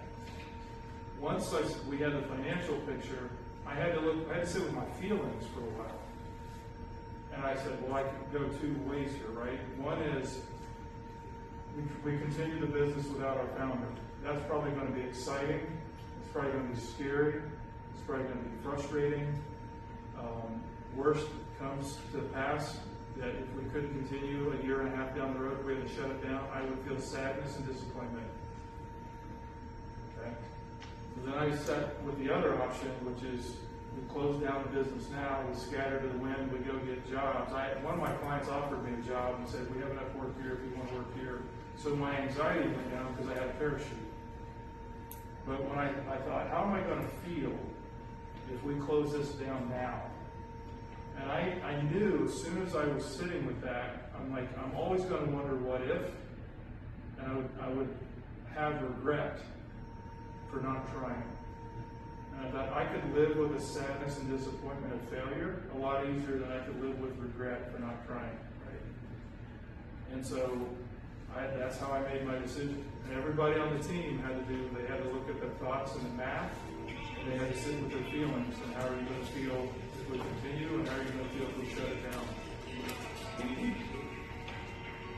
But it's a skill set where, that ability when you have big decisions to make, or you're faced with hard things, sometimes you got to separate thoughts and feelings. Might be sometimes you might want to sit with your feelings first, and then sometimes you look at the math, and sometimes it doesn't really matter which one you do first, but there are times where you need to separate and look at them both. Okay. Now, when I first went to Arkansas, I was down there, and about a year or two after I joined, there was a young guy that showed up, and we got to be good friends. But he rolled into town with a brand new Mitsubishi, I think it was an Eclipse. Pretty hot car at the time. And I remember thinking, I was like, man, how's he afford this car, right? Like, I couldn't afford it. I knew he didn't make any more than I did. So when we played golf one day, and I said, Steve, like, did your parents give you money? Like, how did you afford that car? He turned red. He's like, I can't. What do you mean? He sat there, and I was an idiot. I was so excited. I had my college diploma in one hand, and I had a job offer letter in the other, and I just went to the dealer and said, I want that one. Wow.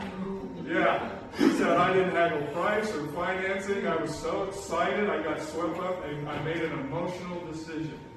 And he said, then the math hit.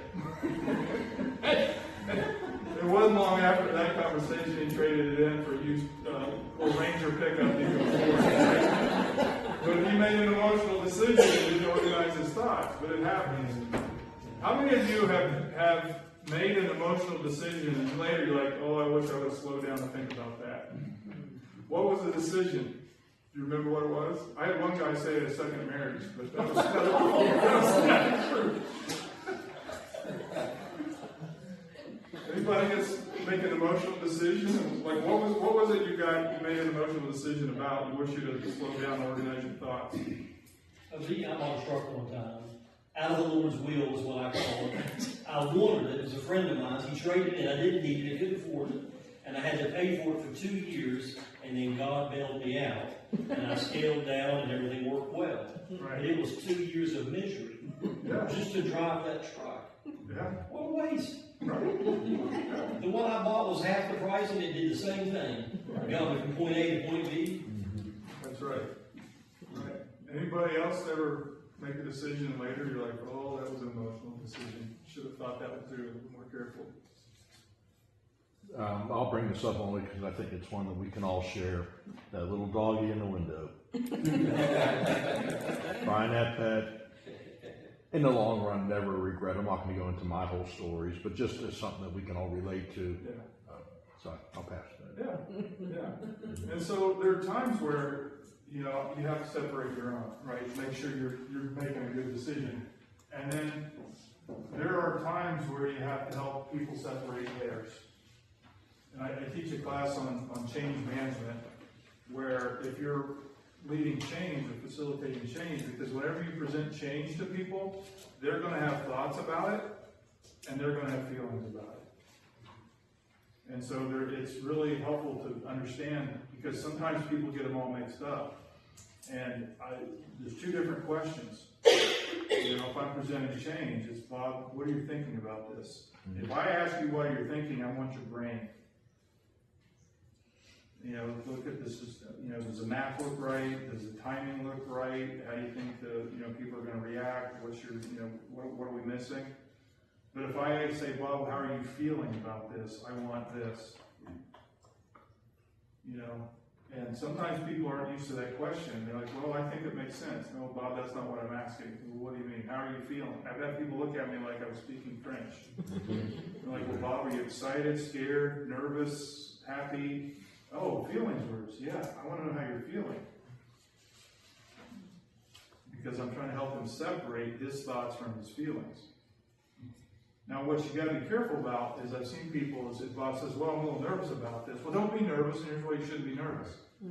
Don't open somebody up and then tell people how to feel. It's like if my girlfriend's mad at me, and I say, you should be mad, look at all this. I'm funny, I'm handsome, I drive a nice truck, I'm a great fly fisherman. Like, look at all this data, right? How do you ladies think that goes over with her when I tell her how to feel? How do you think she reacts when I tell her don't be mad because of all this? I'm not even thinking. Yeah, she gets more mad. So eventually learn to not do that. This is, all these skills are really important. This one is really powerful, is because there are times where you have to separate.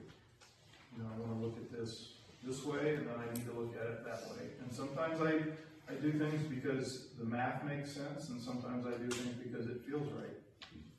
There are decisions I make that are purely about the math. If I need toothpaste, I don't have a lot of emotional involvement with my toothpaste. There's a couple of flavors I like, and I go whichever one's on sale is the one I buy, right?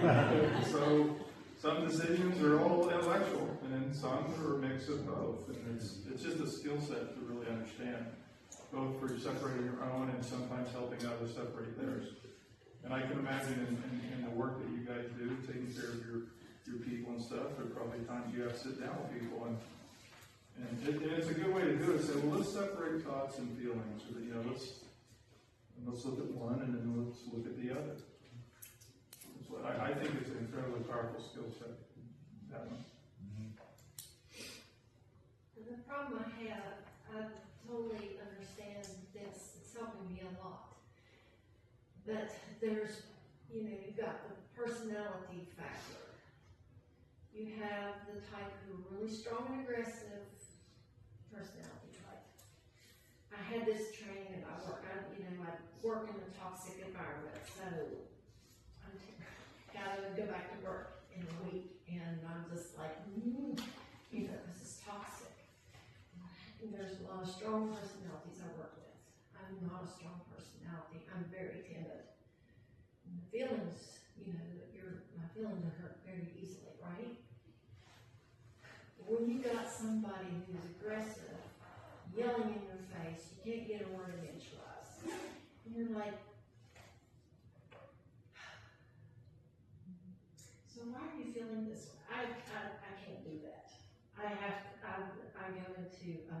go into my little, like an ostrich with a head in the sand, right, so to speak.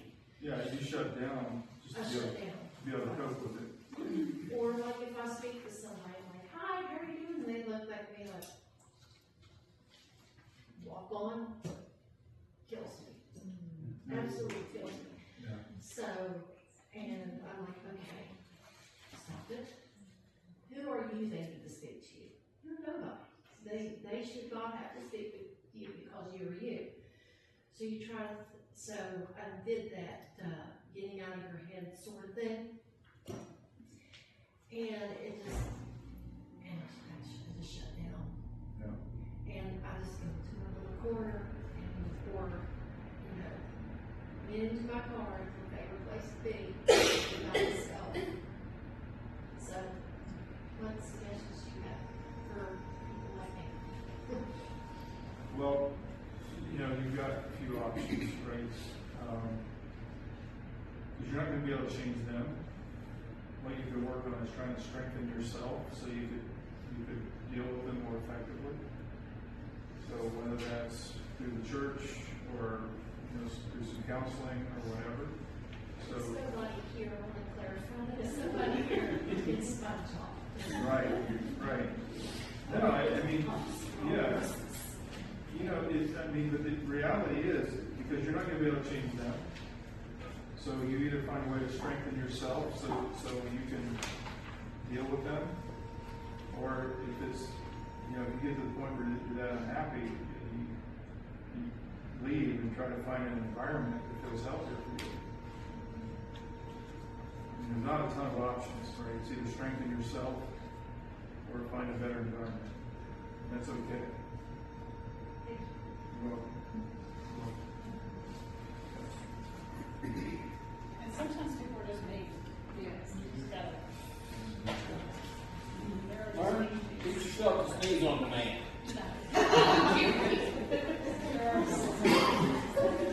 You can back him right off.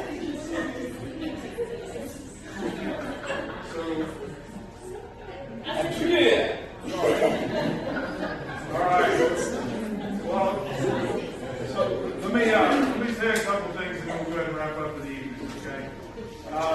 What I'd like to hear is, and we'll just start over here, we'll just go around the room.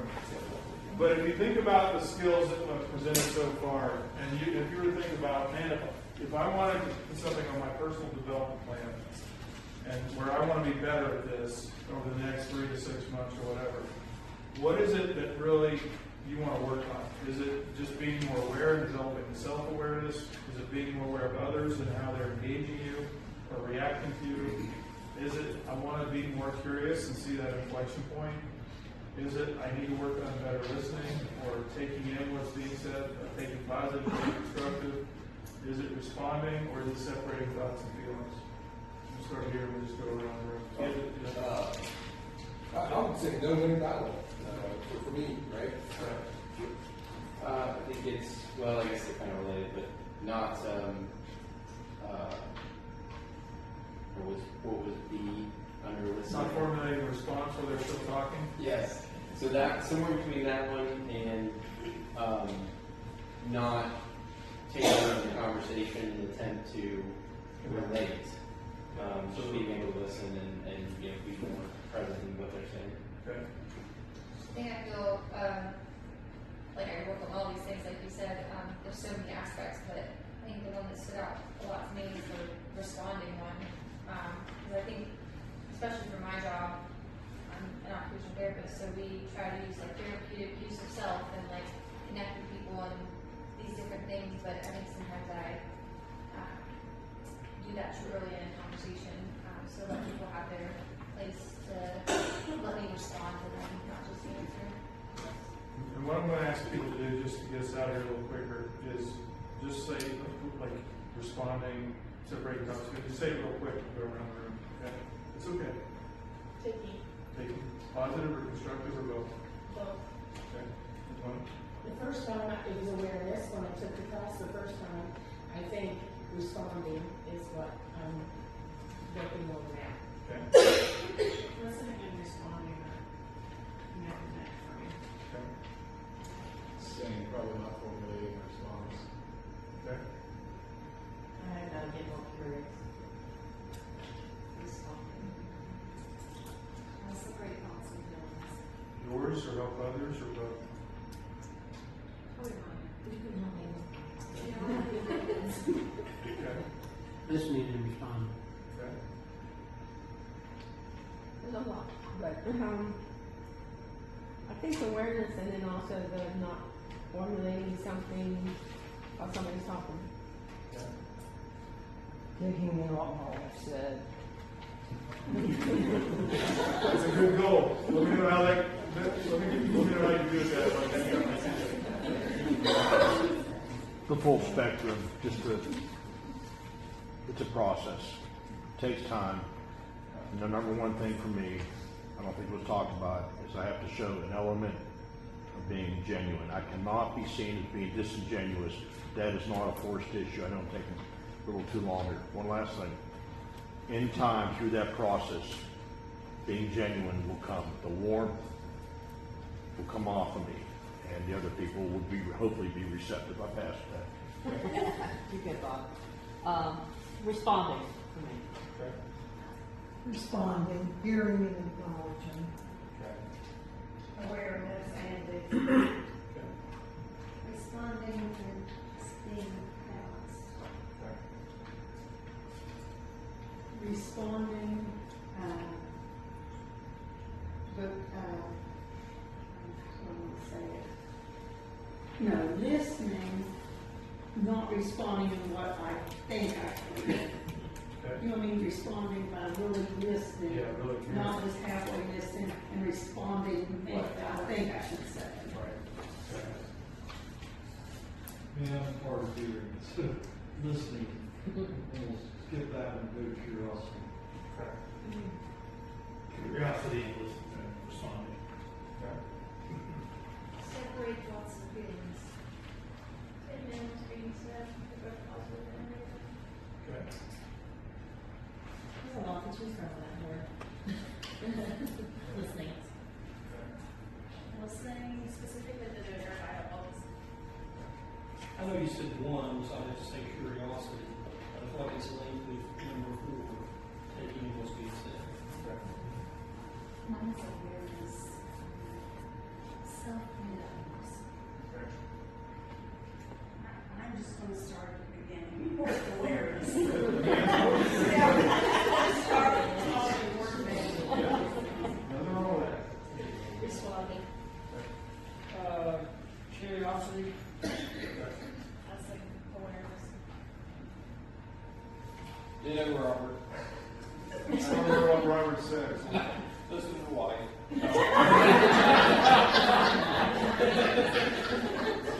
You are curious. I was curious, I didn't remember.